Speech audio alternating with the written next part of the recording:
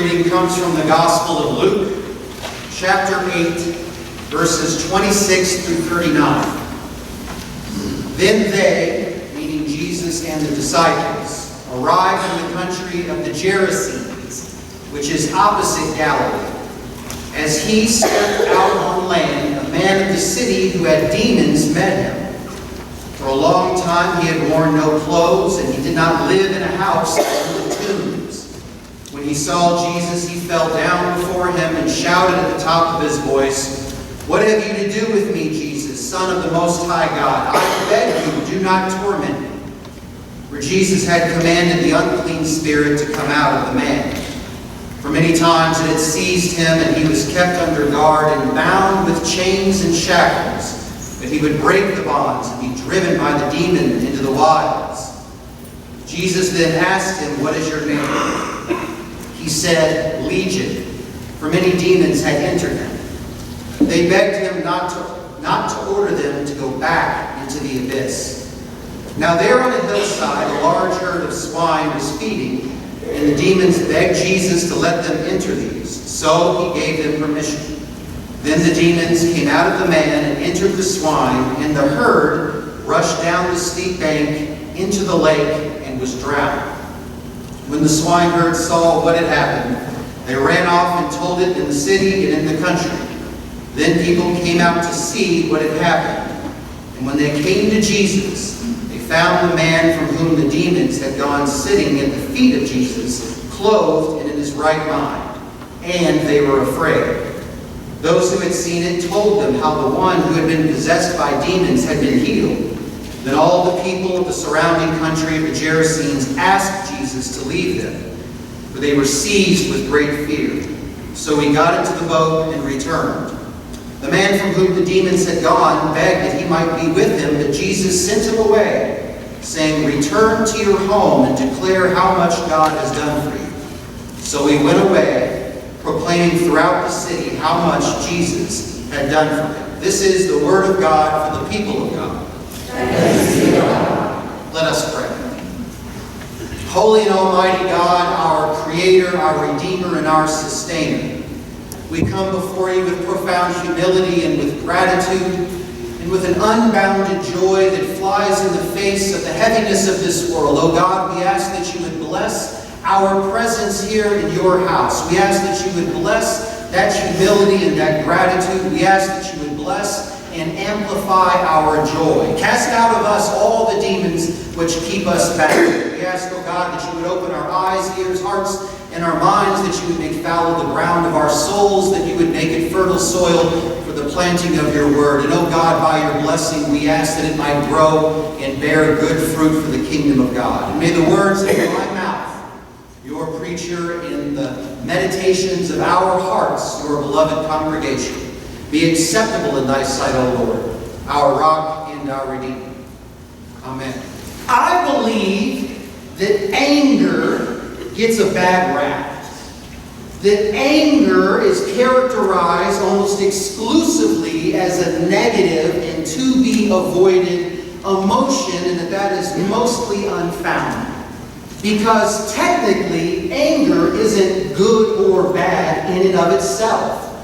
Anger is merely a natural and normal reaction to certain stimuli which provoke in us an offense against our value systems, our ambition, our personal relationships, maybe our self-esteem, our sense of security. Anger happens when someone or something offends something that is important to us, and we naturally and normally respond in that way. And anyone would do so as a rational response to those kinds of things. In fact, I believe that anger can be not only appropriate, but it can be healthy in some regards, because it indicates a certain self-respect that we have.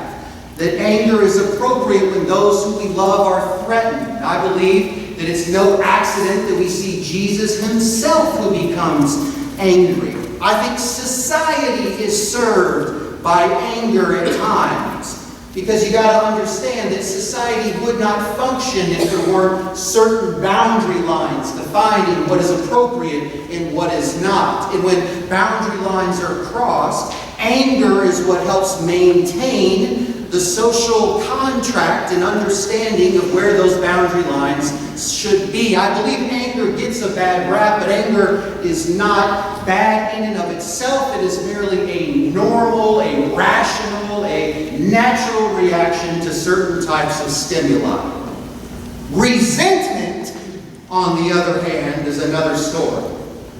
Resentment is that condition where you have felt anger and then you continue to feel anger, sometimes as a rage that doesn't go away and clouds our vision and keeps us in a fog, and sometimes as just a steady simmer, something that would be easy to ignore, something that we can easily justify and even deny that exists. Resentment is that continued experience of anger over a period of time. If something happens, if someone offends me, or if someone threatens my wife or my children, it's normal, natural, it's rational for me to become angry. But if I'm still thinking about it, stewing on it next week, next month, next year, 5 years, a decade from now, that's resentment, and that's a whole nother story. Resentment is characterized, first and foremost, by our refusal to be among the living. When we are caught in resentment, we are living in the land of the dead.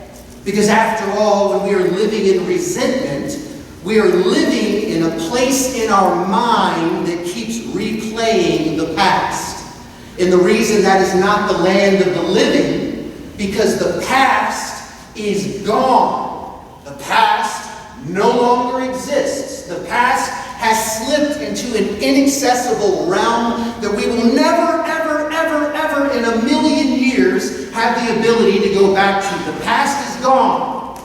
And so the past that we live in is made up.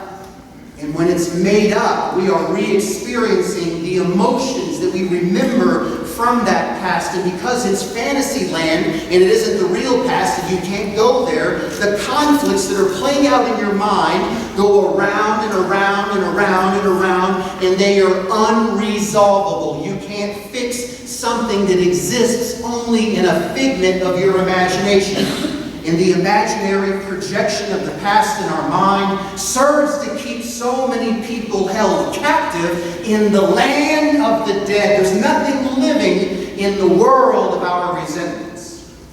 Our resentments, in addition to being characterized by our refusal to be in the land of the living, also leave us vulnerable and exposed to the elements. When you are living in resentment, you're not living in reality. You are not preparing yourself, and you're leaving yourself exposed and off guard to be caught by anything in life that's going to hit you. And if you're a human being living life, stuff is going to hit you. If you're living in resentment in your mind, then you're not ready when someone that you love becomes ill and dies.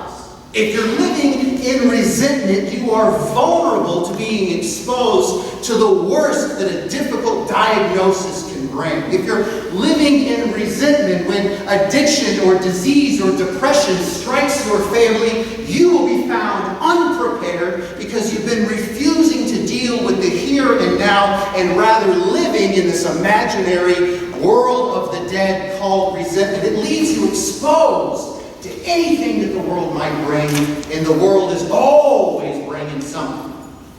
I like preaching without a microphone. I get to really get into it.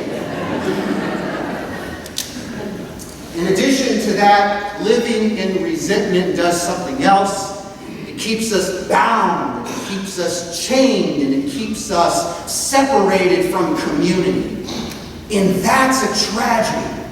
Because if you were to ask a psychologist, a sociologist, an anthropologist, a historian, a theologian, a philosopher, anyone that studies any particular dimension of the human creature, they will all come to a consensus on one thing, and that is that human beings seem to be made for community.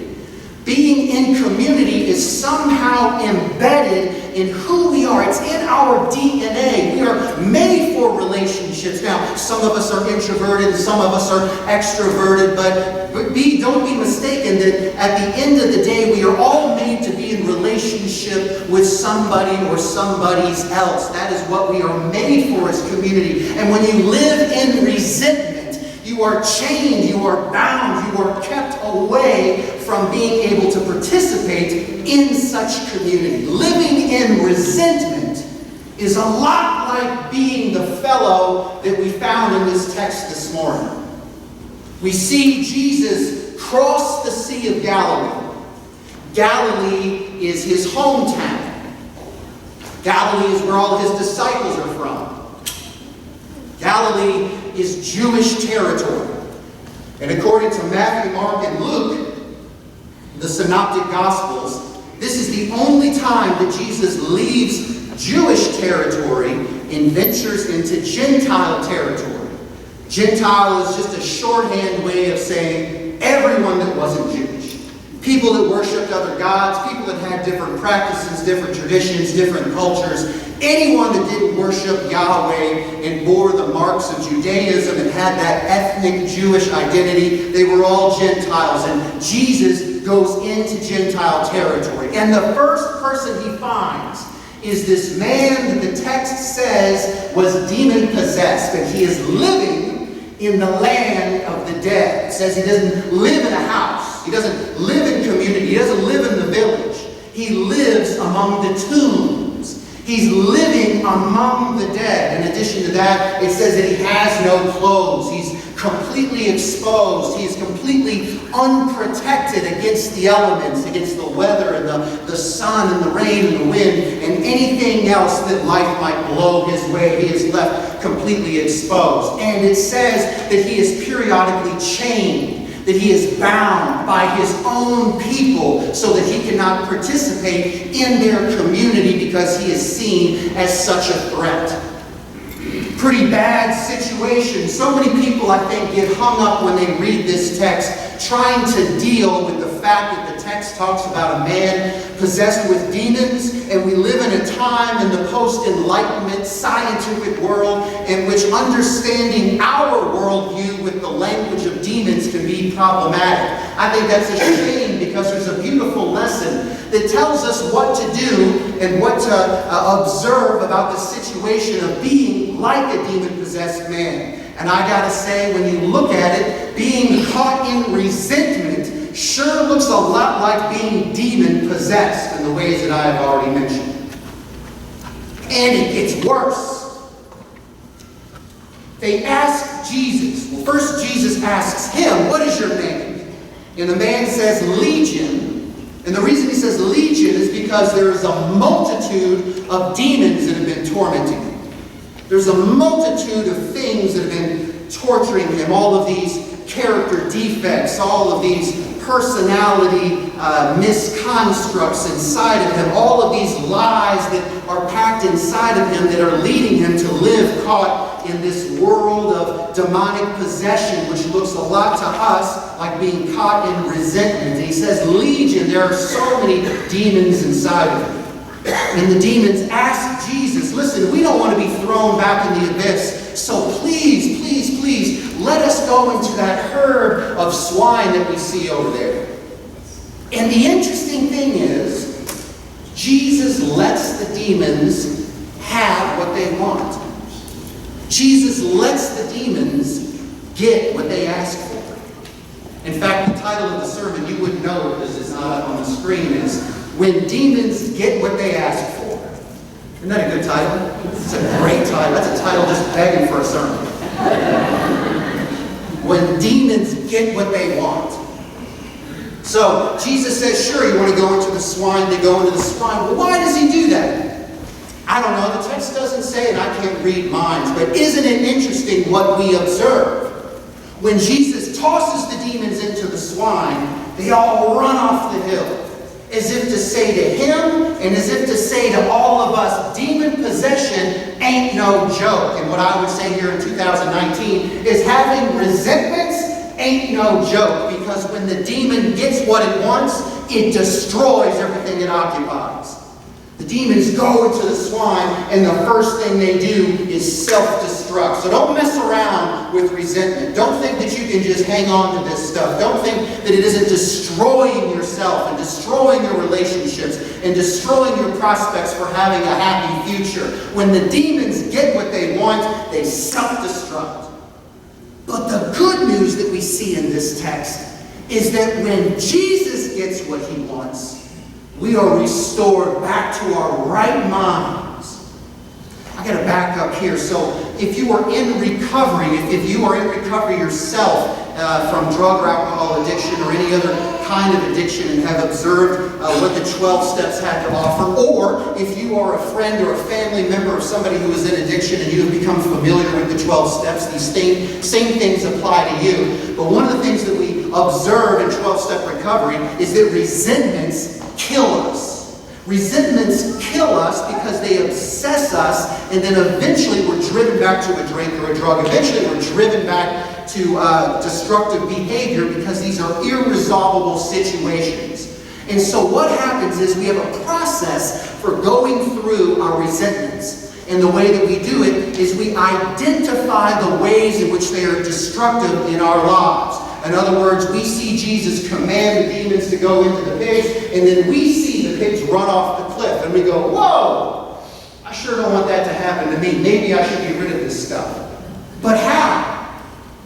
Well, in the 12 steps, what you do is you enumerate them one by one by one, and through a process you begin to uncover all of those character defects. You uncover all of these things that you have been believing about yourself. The reason that you get angry and then it turns into a resentment is because somebody has offended your self-esteem, and then you hang on to it because you suspect deep down, maybe I am worthless.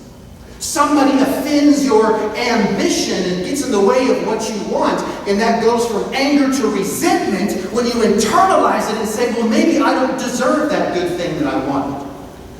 We see people interrupt our relationships, and it goes from anger to resentment when we internalize that situation and we think to ourselves, well, maybe I'm not worthy of love. In the process of getting those resentments out is the process of discovering that those things are lies, that we are worthy of love, that we are valuable to our core, that there is a reason to always have hope because we are redeemable, and because if God gets his way, we are all going to be saved. So that is the way that we get rid of our defects. We identify what they are, and we get this space in between them, and we realize that's not who I am. That's just stuff that I've done. And there's things that can be done with what I've done. And Jesus in this text takes the demons, throws them out of the man, and then when the villagers find him, he is clothed and in his right mind. He is restored to his sanity, and he is restored to community. He is sitting there at the feet of Jesus, aware of the power greater than himself that has restored him to that particular situation. And what's amazing, and I don't even have time to go into this part, this is a sermon all in of itself. Isn't it interesting how the villagers want to drive Jesus out? Isn't that something? You ever gotten better and all of a sudden you find out that people liked you when you were messed up? Me too. Sometimes healing doesn't mix well with good company. Sometimes people prefer us to be in that dysfunctional state. I don't know why. Maybe that's something they need to work on. Go to their God about. Exercise from their bodies. But they don't want him to be there, and so he says, well, Jesus, can I just go with you? And then we find out that this man had been saved, not for himself, that he had been restored back to sanity, not just to enjoy his own serenity, that he had been restored back into the community for a purpose. And he says, look, man, you can't go with me. You have been restored to sanity for a reason. You're not saved to sin, you're saved to serve. I want you to go back into that community. And I want you to testify about the grace of God, the mercy of God, the love of God that has poured over your life and turns you back into the same human being that you are now. I want you to go back and tell everyone how good God has been to you. And we are saved for the same purpose. And isn't it interesting that he's sending him because he knows that not everyone in that village is going to accept Jesus. The people in the community can't accept Jesus. And Jesus, being the Son of God, the Messiah, all-powerful, all power and glory and might in his hands, he sends one of his people into the community. He sends somebody that he has saved to testify on his behalf. Meaning that Jesus empowers us. Jesus gives us the ability to do things that not even he is able to do. That he sends us, or he's able to do it, we're just the way that he does it.